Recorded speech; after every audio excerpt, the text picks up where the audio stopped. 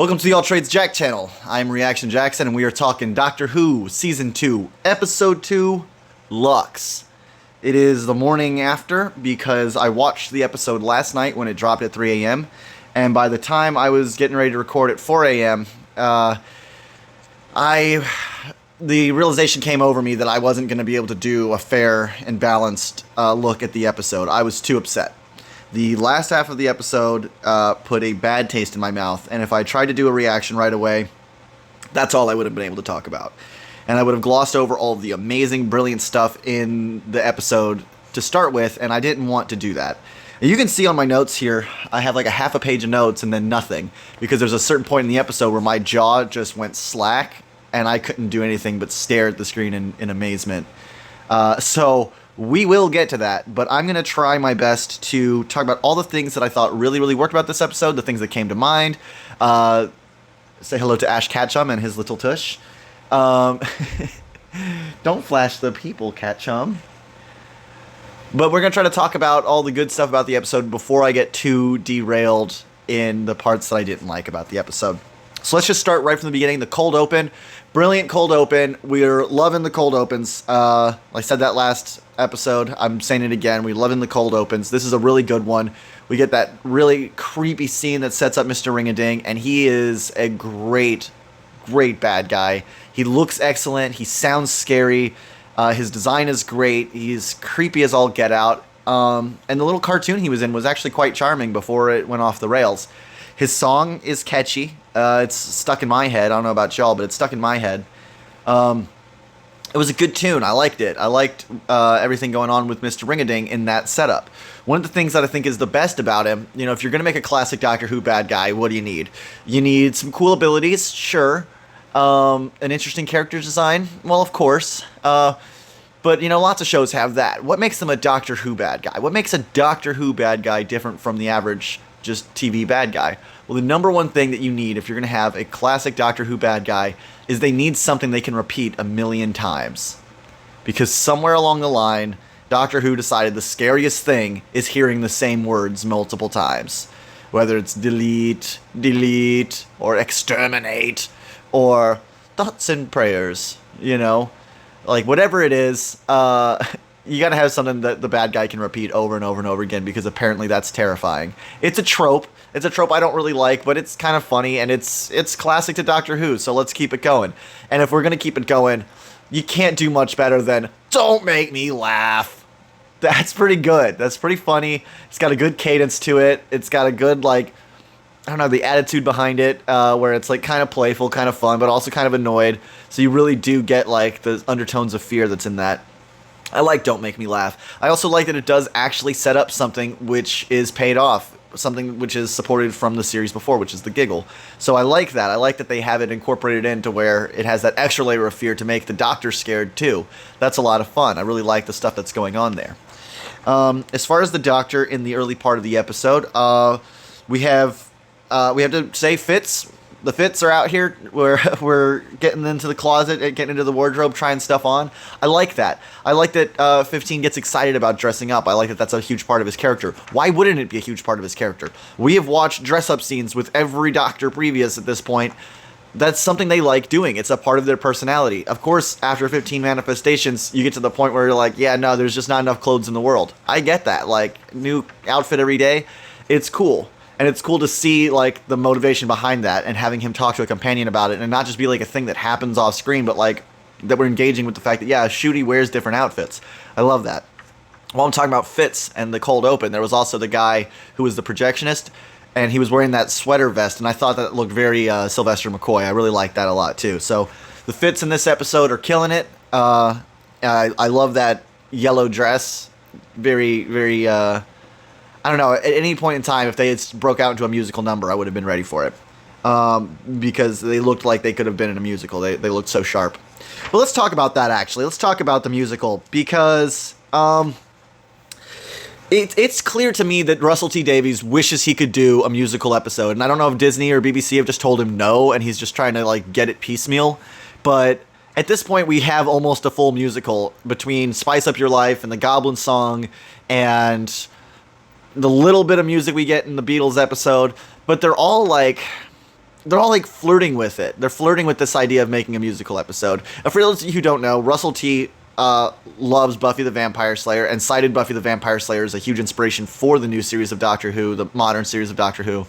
The format of the episode structures was very much based on Buffy the Vampire Slayer. So it would make sense that he would also look to that show and say, well, one of the best, most well-loved episodes of that show is One More Time with Feeling, the musical episode. It also has the best, I don't know if it's still the best-selling, but at the time it was the best-selling TV soundtrack of all time. It was a huge episode. It was really big. It was really successful. I know that he probably has seen it, and since he's pulled inspiration from Buffy before, I'm sure he's, on some level, he wants to do this musical episode. But I don't know if they just won't let him, or if he's too scared to, like, fully commit to it, if he's, like, trying to, like, just get it a little bit by little bit. But when you see Mr. Ring-a-Ding singing, and you see them in this, like, getting all dressed up to the nines, and talking about, like, oh, yeah, my mom plays violin, and I'm a little musical, too. It's like, okay, good, you're setting this up, so later when you start being musical, I'm ready for it. They keep skirting it. It doesn't happen. I keep thinking there's going to be a musical episode, and there's not. I really thought the Beatles episode would be a musical. I can't believe that they didn't do any Beatles music, or that, like, the whole resolution didn't revolve around music more. I know they had, like, their piano battle or whatever, but, like, you know, the resolve was that the Beatles walk up and see a piano that's got magical chords hanging above it, and rather than thinking, what the heck is this, they go, yeah, let me play this one chord. There was no agency to it. There was no, like... I don't know. It didn't really make any sense, and this is what happens when they kind of like take these half steps towards doing musical episodes. You know, like they set up all these little pieces that, like, to me are very tantalizing, and very obvious. Like, oh, don't worry, we're gonna do a musical. We're gonna do a musical, and then we keep not doing a musical. I was halfway through this. I was like, okay, is this gonna be the one? And obviously it wasn't. So it's a little bit of a letdown for me. I don't need to see a musical Doctor Who episode, by the way. It's just like, you keep putting in musical numbers, and you keep using, like, the visual language of musical theater. Either stop doing that or give me my musical already. You know? This is the musical theater equivalent of queer baiting. You're theater kid baiting me. Stop it, man. Either give me the musical episode or freaking stop. We're in America, 1952 America. We're loving the pop Americana look. We're loving the soda shop. I mean, they went for all the really cliche ones, but it works. Visually, it works. It's a good visual shorthand, and we're enjoying it. I liked it. Of course, we bring in the racial discrimination. It comes in hot, and yeah, you know, I'm excited about that. I really am. I'm glad that I get to feel vindicated for making not the prediction really, but for putting out that invitation to say, like, hey, Doctor Who, you need to do these kinds of episodes. You've got a TARDIS pairing of two people of color. You better show it in the time travel. And of course, they don't want to do it in Britain because they like to sanitize their own history. So I was vindicated to see the 1952 setting in America and having them use us as the punching bag so they can make all the jokes and make all the thematic connections and all of that other stuff, and not have to sully Britain's perfect, immaculate record. You know, so y'all can keep being the angels you've always been, and you can just make, you know, us the bad guy. I'm fine with that. You know, like I said, come back, do some more. Let's do Japanese internment camps next. But I'm loving the conflict. I'm loving the conflict between the Doctor and the Companion. I like that we're still getting that it wasn't just instantly resolved, and that we are still getting some pushback. Belinda really wants to go home. When she said the thing about, you know, take me home, did that motif, the musical motif it played, was that Amy Pond's motif? Am I just hearing that? I could have sworn, or maybe it was Amy Pond, but I'm pretty sure it was a past companion musical motif there. You let me know who it was or what it was, or if I'm just making stuff up. Shout out to 49-cent hamburgers. We love it. We want you to come back, 49-cent hamburgers. Hey, look, if you want to just dollar hamburgers, whatever, man, like $3 hamburgers at this point, but like 49-cent hamburgers, come on back, man. We want those. Those get this episode, whatever I score this episode as, know that it got a 0.5 bump because of 49-cent hamburgers. The does this give you hope scene where the lady who's missing her kid is asking about the TARDIS and it's saying police box.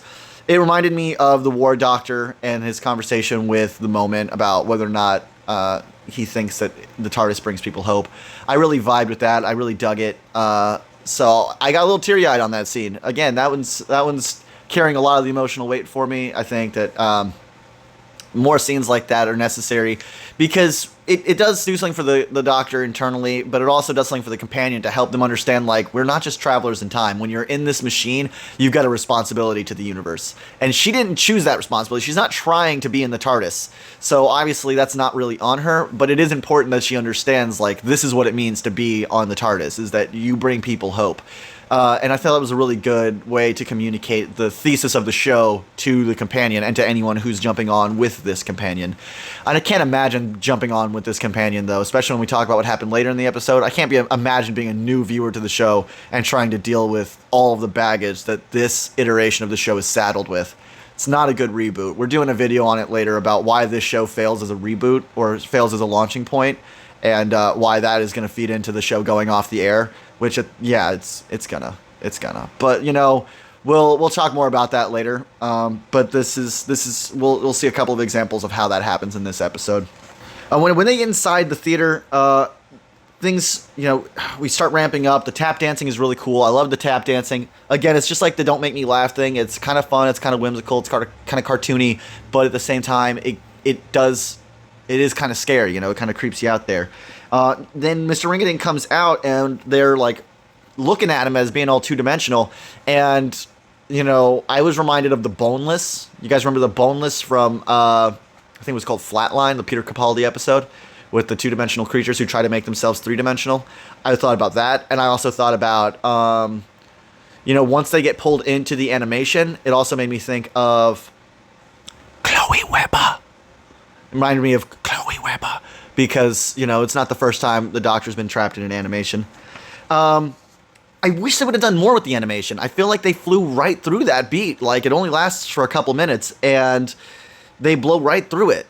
And that's a real shame to me. I think this is one of those examples where, and we'll talk more about this in a future video, where the 8-episode shorter run times is really hurting this series, right? This would have been a 2-parter in any other series, where they got to meet the villain, see the town, deal with some discrimination, try to solve the mystery, get a little ways, maybe get stuck inside the film, and it ends there. It would end like that cliffhanger of the Doctor getting stuck when 13 got stuck with Ada Lovelace and her weird little in-between world that they end up in. That cliffhanger of her being stuck in there. That was a great cliffhanger. And I kind of think of it being like that. Like they would have been stuck in an animation.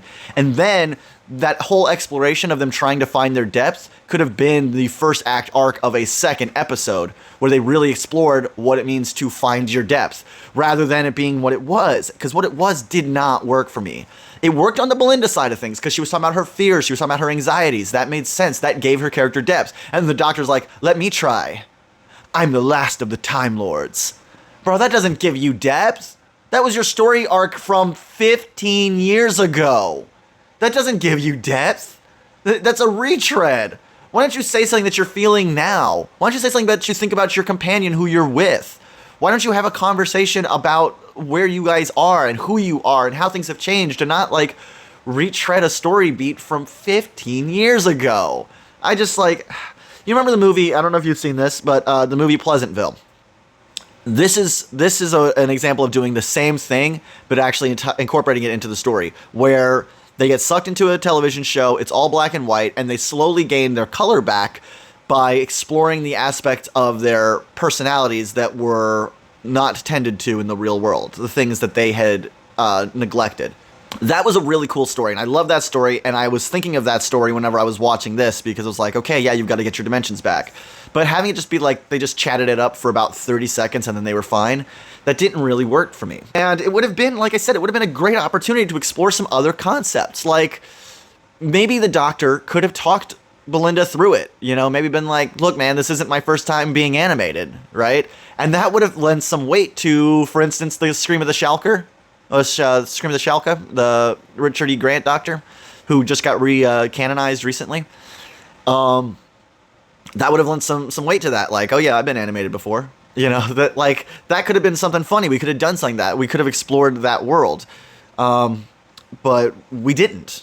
We went straight into the breaking of the fourth wall. And we need to talk about this. We need to talk about this now because this is the part where the whole episode falls apart. When they started pulling on the film and changing reels, right, before they actually broke the fourth wall, literally, with no subtlety whatsoever, I was like watching them pull on the film, and I wrote down this note, and it says, I guess we're just literally breaking the fourth wall now. I wrote that when they were just pulling on the film. So you can imagine how stunned and beside myself I was when the Doctor and Belinda started making eye contact with me and walking towards the screen. I'm not here for that. And it's funny because I think Russell T Davies thinks he's got a gotcha here. He's like, oh, I'm going to do this thing, but then I'm going to lampshade it by having this character saying, oh, Doctor Who is dead now. Look, man, just because you had a fan say Doctor Who is dead now, a fan say that, doesn't take the weight out of what you did to this story. You just lampshaded it. That's all you did. And I still have the right to say that you're killing the show with these decisions because, man, you are killing the show with these decisions. Like, we'll get to the depiction of the fans in a second. But first, let's just talk about breaking the fourth wall.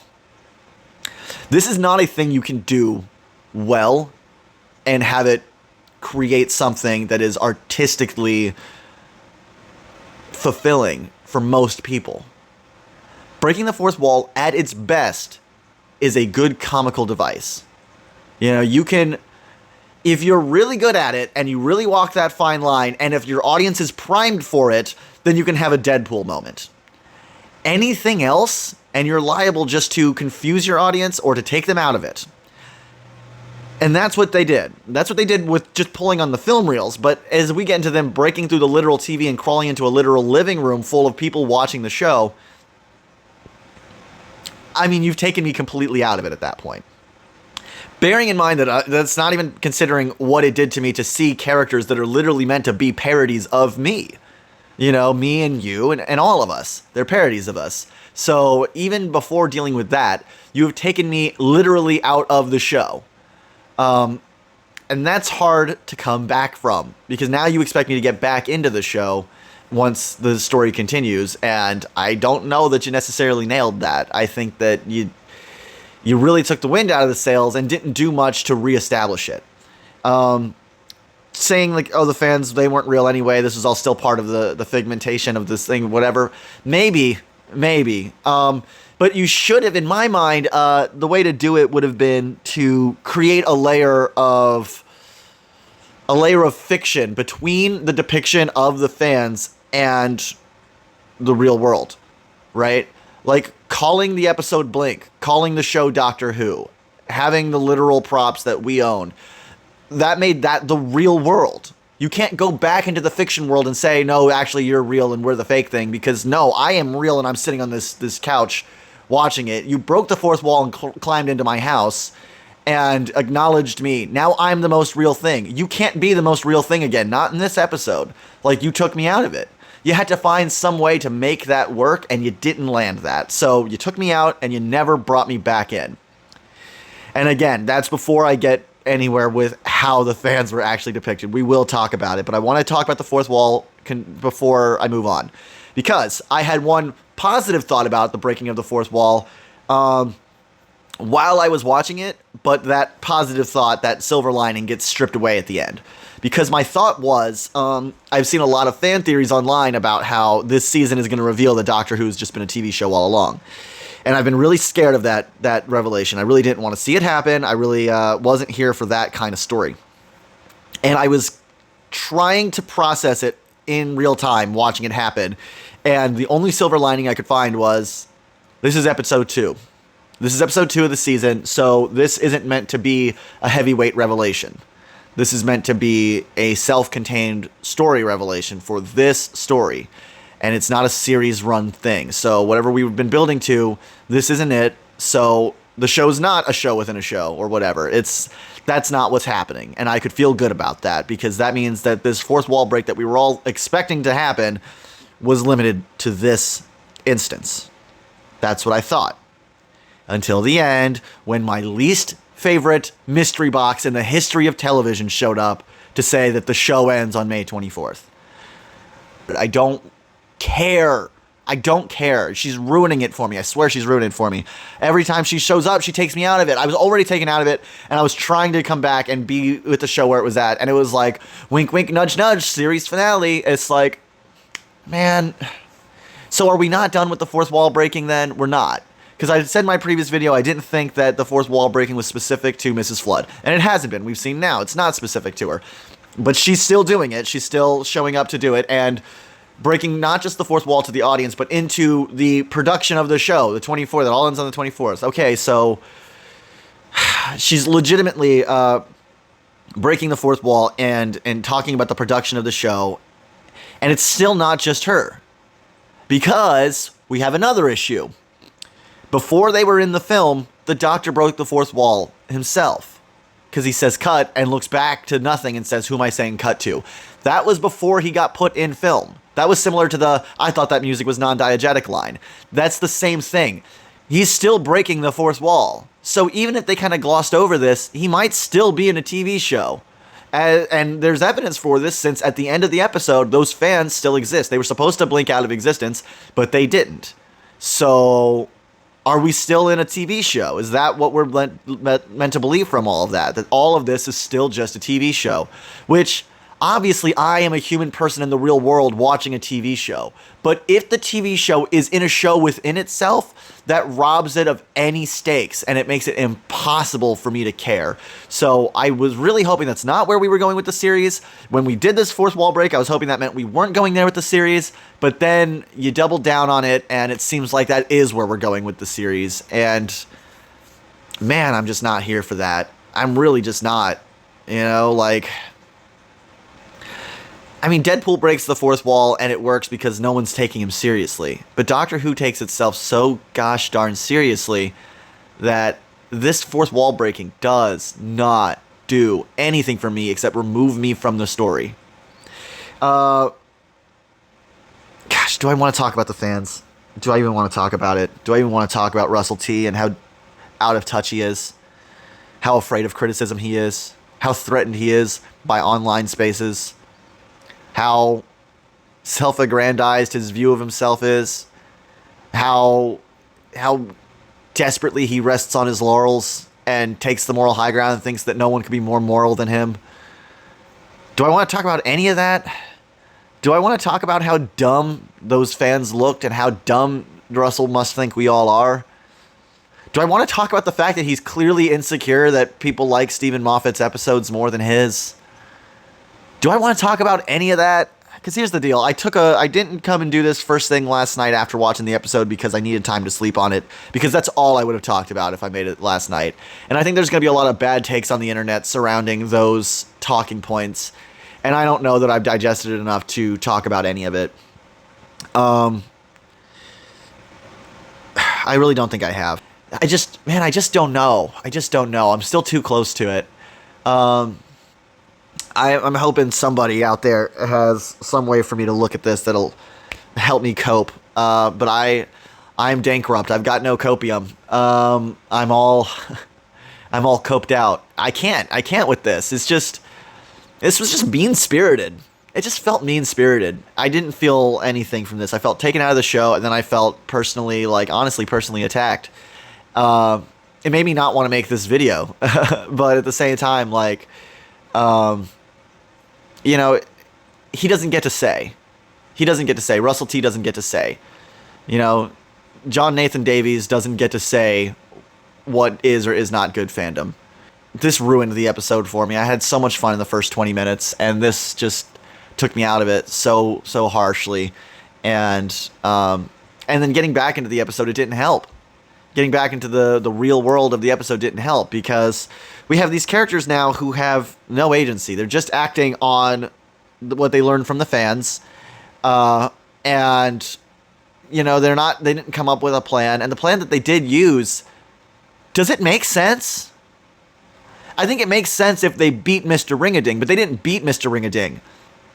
Am I missing something? He absorbed the powers of a Time Lord, regenerated a body for himself. It was a physical body with spittle in his mouth and veins in his eyes and sweat on his forehead.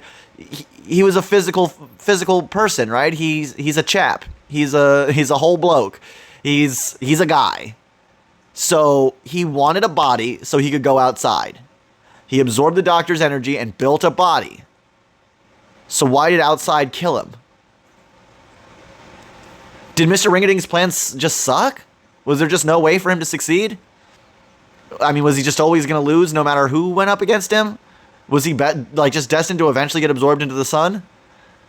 Because, I mean, like, you're a god, man. You're supposed to be a god, but you're trapped in a movie theater. You're trapped in whichever building you happen to be in. You're stuck following, like, in the nighttime. You can't leave. You can't leave the house unless it's night. Like, that doesn't sound like a god to me. That sounds pretty limited. And I know the doctor gives that, like, one-line exposition for it, like, oh, you're 60% water, you could still drown. Yeah, Doc, I can still drown, but you know what I never claimed to be? I never claimed to be water incarnate. I never claimed to be the god of the ocean. How can you be Lux Imperator if the sunlight from that far away can kill you? Or can, I don't know, not kill you, I guess, but transform you into a being that no longer has agency. It just seemed goofy. If they had gotten him while he was still transforming, I wouldn't have been saying anything about this. It would have been fine. But he had master over his physical form. We watched him shifting from shape to shape. He'd done it. He had ascended. He got what he was looking for. So why did he lose? I don't know. It doesn't make any sense. Also, the name Lux Imperator sucks. I'm going to keep calling him Mr. Ring-a-Ding because I personally hate that, Latin names in sci-fi. It's always been a trope. It's always been annoying. And then, what's his name? That guy who ruins movies, Zack Snyder. He ruined the Latin names in sci-fi forever with that atrocious movie that he made on Netflix where everything is just like in pseudo-Latin. Do you know what I'm talking about? I can't think of its name because it's like 50 words with a bunch of semicolons in it. I can't remember. It was like Child on Fire or Scargiver or something like that. It was horrible. If you don't know what I'm talking about, save yourself and don't go watch it. But ever since that movie, I just can't stand Latin names in sci-fi. It's ruined for me. So Lux Imperator, A, you're not living up to your name. B, it's a stupid Latin name. And C, Mr. Ring-a-Ding. Dude, that's the name. You're Mr. Ring-a-Ding forever. But yeah, that was there were things I liked about the episode. I liked the look of it. I liked the look of Mr. Ring-a-Ding. I liked the look of the setting. I liked the look of the costumes. It was beautiful to look at. I think if it wasn't for that one scene, I would have really dug the episode. I even think that was maybe like some of the elements of that scene they could have kept, but it's the stuff I can't talk about that really ruined it for me. It's the stuff that I can't quite bring myself to talk about, which is the depiction of the fans, because I'm trying not to attribute malice to something which might have just been bad writing. Maybe he really thought he was cooking with that one. Maybe he thought it was respectful to the fans. Maybe he thought he was giving us our flowers. It didn't freaking feel like that to me. It felt mean-spirited. It felt a little narcissistic, honestly. Just like, you really think you can't do any wrong and that we're just annoying people who don't know how to like your stuff. We didn't like Boom. We didn't like any of your episodes. We didn't like The Goblin. We only like Blink. You don't only like Blink, dude. Oh, that's ridiculous. I will say most of my favorite episodes are not Russell T episodes. Sorry about it, bud. I wish that we liked your episodes more. I do. I wish you would do something to make us like them more rather than just blaming us for not liking them more. But, hey, I don't know, man. I don't know what you were hoping to achieve with this one. This is crashing out. He is crashing out hard on screen. And I mean, we've been watching him crash out in interviews, and it's been hard to watch. And we've been watching him, crash out at various different events where, people catch him. But watching him crash out in the show, man, that was rough. I took some serious psychic damage from this one. I don't know. I'd love to know what you guys think about it, because like I said, I have not had enough time to process and really land on how I feel about it. I'm choosing to think of this as bad writing and not maliciousness, because if this is maliciousness, it's just sad. It's just sad coming from a guy who was a fan, turned writer, turned showrunner, turned champion for the fans, to then become this. It's just, he should never have come back. Was it last year? Eminem came out with that album where it's him versus Slim Shady, and he like brought back his 20-year-old self, and that's what this feels like. It feels like that. It feels like Russell T just doing a parody of himself and having a pretend argument about it. It has the exact same feel as that album. It's a bad album. Don't listen to it unless you want to know what I'm talking about. Unless you want to get the reference point for what I'm talking about. Although just watch the one music video, it would be enough. You'll get the gist. But yeah, this was hard to watch, guys. I know the fan at the end of the episode gave it a 7. I don't think it deserves a 7. I think that for the setup, for the first act, that gets it a strong rating. I think for the design, it gets a strong rating. I think for the use of racial discrimination in the text, the connection to those themes, I think that gets it a couple of points. I think 49 Cent Hamburgers gets it a couple of points. But then the breaking of the fourth wall, that crashes it down pretty hard. The fact that they 3-tier broke the fourth wall from saying cut to pulling on the celluloid to coming through the TV to then being in the living room with these fans, that all, like, you get minus points for each one of those. And then another one for Mrs. Flood doing it again at the end. And then for bringing the fans back again at the end. It's like, how many times do you need to break the fourth wall in a single episode to feel like you're meta enough? You lose a lot of points for that. The ending doesn't really make sense. The resolution doesn't really make sense. So it loses points for that. What number does it get? I don't know. I don't feel like I'm going to justify or gratify RTD by giving it a number the way his end of the episode version of the character did. Plus, I'm Reaction Jackson. I'm not Ratings Jackson. I'm not Tier List Jackson. I'm Reaction Jackson. I'm just giving you my reactions. As far as you want to score, you want a number, I don't know. I don't know, man. It sure is an episode, isn't it? But anyway, I can't talk too much more about it. I need time to process my thoughts. I need time to go watch some of y'all's thoughts, because I know you guys are going to have some interesting insights that I want to take in. So I'll watch some of y'all's videos, see what you say. I'll check your comments if you put them down below, read them up. And, you know, I appreciate the comments on the last one. It's good to see some interaction. I know I don't have too many followers, but, you know, the couple of you guys who are out here, it's great. You know, I'm here to have a conversation. I'm not here to be a big time YouTuber and make money. I got a job. You know, I go to work for a living. As soon as I get done with this, I'm gonna go to work. So, you know, that's what I do for my living. I don't do YouTube for a living. I do YouTube because in the real world, I don't have Doctor Who friends. I just don't. So be my Doctor Who friends. Talk about this with me, because I need someone to talk to about it. Otherwise, I'm going to go crazy bones. So put them in the comments. Let me know what you think. If you agree with me, disagree with me, whatever. I don't really mind either way. I'm here for the conversation. So however you're feeling about it, let me know in the comments below. I'm not going to do too much speculation this week, just because... Again, I think the narrative of the episode has really taken me out of fan engagement for a minute, and I need you all to help me reignite that before I'm going to be ready to jump back in there. We'll see. We'll see how the rest of the fandom is feeling, whether or not this is having a knock-on effect. I think I talked about everything that I wanted to talk about. Oh yeah, one more. I don't know if I mentioned the gun violence with the cop pointing the gun at them. I don't know if I mentioned that. I think that was interesting that they felt the need to do an extra layer of separation. It wasn't enough for it to be an American cop. Like, even that, they're like, oh, this is probably going too far. This is a simulated American cop. Okay, guys, that's... You had your cake and eat it too. You got the imagery without committing to saying this character is a bad character who thinks bad things in the real world. So, points for you, I guess. Real brave stance there.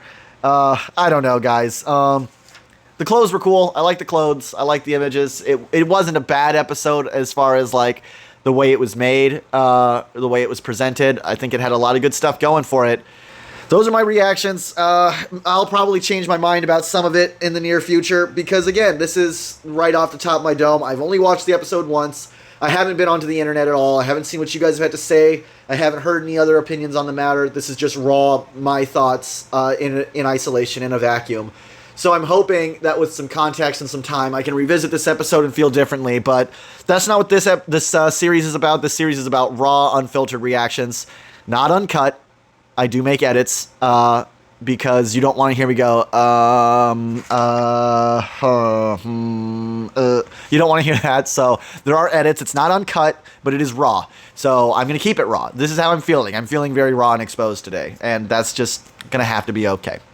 But anyway, thank you for joining me today. I'm looking forward to seeing what you all say. I'm looking forward to checking out your own reaction videos. It's my favorite part of watching Doctor Who, is coming around to see what everybody's talking about it.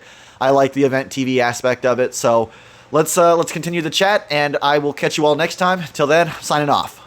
Don't forget to subscribe. Subscribe. What? Click below to subscribe. Don't forget to click below to subscribe. Well, how could I possibly forget that? For goodness sake. You got the message, haven't you?